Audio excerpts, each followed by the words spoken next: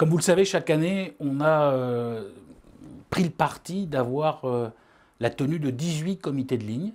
Et aujourd'hui, comme avec la pandémie, nous avons été contraints de continuer ces comités de ligne à distance, malheureusement. On essaiera, quand on pourra le faire, de revenir sur les territoires en présentiel. Cette année, il y a eu beaucoup de participation, des élus, des associations, des usagers, bien entendu, pour, encore une fois, dialoguer avec nous. Malheureusement, on aurait dû le faire au printemps pour essayer d'anticiper un petit peu mieux, justement, la présentation de ces nouveaux horaires. La période électorale ne pouvant pas être déplacée, on a été obligé de le faire, finalement, de manière assez rapprochée par rapport au changement d'horaire. Mais en tout cas, il y a eu aujourd'hui, sur ces 18 comités de ligne, beaucoup de participation et il faut le noter, beaucoup de questions et finalement de remontées par rapport à ces nouveaux horaires qui étaient évidemment rendus nécessaires de par à la fois les travaux nombreux qui ont lieu sur les lignes et dans les gares et puis par les changements d'horaires qui ont été opérés notamment par TGV et Intercités au niveau national. Il y a eu beaucoup de sujets, notamment sur la question des horaires, notamment sur la question de l'accueil dans les gares, les correspondances, les pôles d'échange, les parkings. Bref, finalement, c'est fait pour ça, les comités de ligne. La réponse que moi j'ai envie d'apporter, c'est que nous avons en tout cas tenté tout ce qui était possible pour modifier en quelques semaines, parce que, encore une fois, on était pris par le temps, et d'adapter aux demandes, notamment d'horaires. Je pense par exemple du côté du Médoc, du côté de la ligne de Langon, sur une partie du Sud-Aquitaine ou sur Poitiers aussi. Beaucoup de nos concitoyens ont réagi de manière assez normale et logique d'ailleurs à ces nouveaux horaires.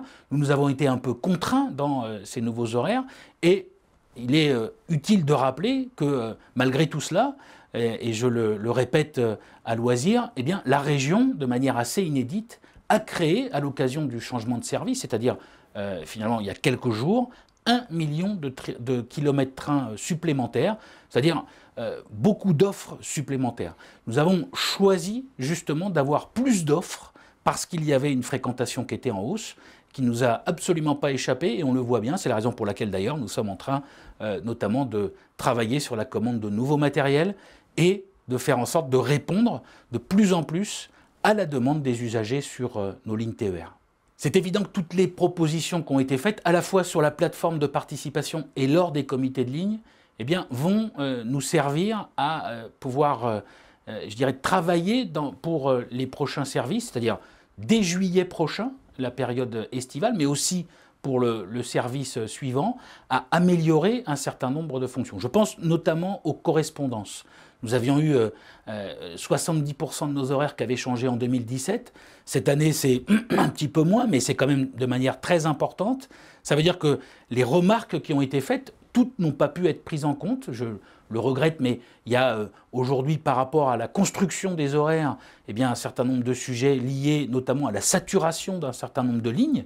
Et c'est la raison pour laquelle nous nous engageons non seulement dans les régénérations, dans l'amélioration du réseau et dans des nouvelles lignes, mais en même temps, il faut qu'on puisse travailler sur véritablement des horaires qui soient les horaires du quotidien, mais aussi pour celles et ceux qui finalement prennent le train aussi dans la journée. C'est la raison pour laquelle on a une offre pluriannuelle et puis surtout qui permettent à tout à chacun, usagers du quotidien, comme celles et ceux qui prennent occasionnellement le train, d'avoir une réponse en transport public qui, je le rappelle, on essaye de le faire partout où c'est possible, est en correspondance aussi avec nos cars régionaux et avec l'ensemble des réseaux urbains. C'est un travail important qui évidemment nécessite beaucoup d'ajustements et je veux moi en tout cas saluer et remercier toutes celles et ceux qui ont participé au comité de ligne parce que tout ça nous enrichit pour améliorer l'offre dans les prochains mois et dans les prochaines années.